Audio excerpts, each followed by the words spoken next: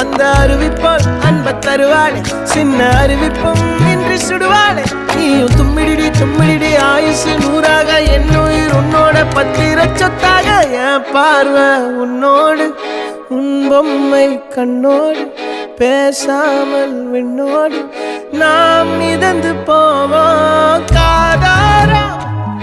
அடியானாலும் நான் தாங்க மாறோடு